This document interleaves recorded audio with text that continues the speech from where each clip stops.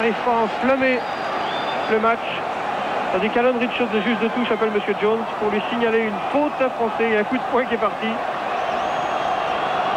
On a ouvert la boîte à gifles. On appelle Jean-Pierre Rive. C'est donc un Français qui va se faire sanctionner.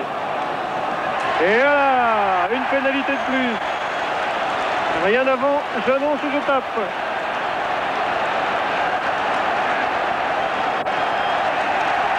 À la main.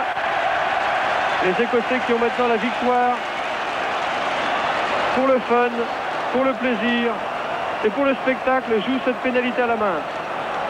Deans pour Ledlow. Sur les 22 mètres d'équipe de France. Balle aux Écossais certainement, et évidemment. Les Écossais gardèrent la balle et malgré ça on lui donne la balle. Curieux, curieux.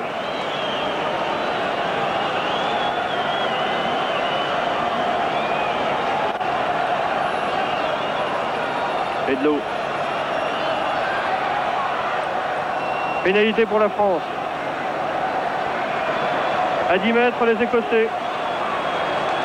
Joué rapidement par Vervizier pour Dintrance. Charge du talonneur de l'équipe de France qui reçoit le soutien de ses partenaires. Vervizier rapidement pour l'Escarborough. Codorniou.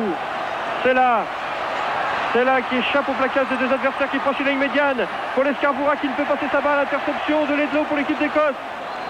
Et en avant, sifflé par M. Jones. Mêlé. Difficile fin de partie pour les Français qui ont quand même encore beaucoup de courage. Ils sont capables de relancer les actions, mais ils sont privés de balles.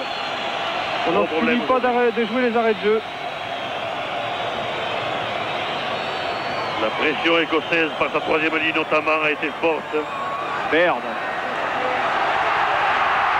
à suivre. Blanco qui peine en avant. Serge Blanco était tellement pressé de contre-attaquer qu'il ne s'est pas concentré sur la réception de ce ballon. Et c'est fini. Grand chelem pour l'équipe d'Écosse. Le premier depuis 1925. Murrayfield est envahi de milliers de petits supporters écossais. C'est la fête à Édimbourg. Très bon match de l'équipe d'Écosse qui a utilisé tous ses moyens pour gagner ce match et le dominer. C'est dommage que l'équipe de France n'ait pas eu davantage de ballons. À 37 ans, Tim Aitken remporte donc le grand chelem au capitanat de l'équipe d'Écosse. Tandis que rentre maintenant au vestiaire Pollock, suivi de Milne, l'Escarborough. Tim Aitken, le plus vieux pilier du tournoi des 5 nations. Pierre Salviac. Idole nationale. Une triple couronne et dans la foulée le grand chelem. Pierre Salviac. Alors qu'il avait pensé prendre sa retraite la saison dernière. Oui, je vous écoute, Daniel Cassel. Oui, mon cher Pierre. On peut dire que le tournant du match a été ces deux coups de pied de pénalité qui ont été réussis par les Écossais alors que nous menions. Une rapide conclusion, s'il vous plaît, messieurs. Une période de jeu où nous n'avons pas resté mettre nos nerfs et qui ne nous a pas permis de continuer à progresser. Bon, messieurs, nous allons être obligés d'interrompre là. Merci de ce reportage. Bravo à l'Écosse, quelle que soit notre amertume de voir l'équipe de France battue et surtout de ne pas avoir assisté au super match auquel on s'attendait. C'était peut-être un petit peu prévu étant donné l'enjeu. Vite, nous partons pour Milan-San Remo car nous avons 38 minutes de cyclisme à vous présenter. Alors, Robert Chapal.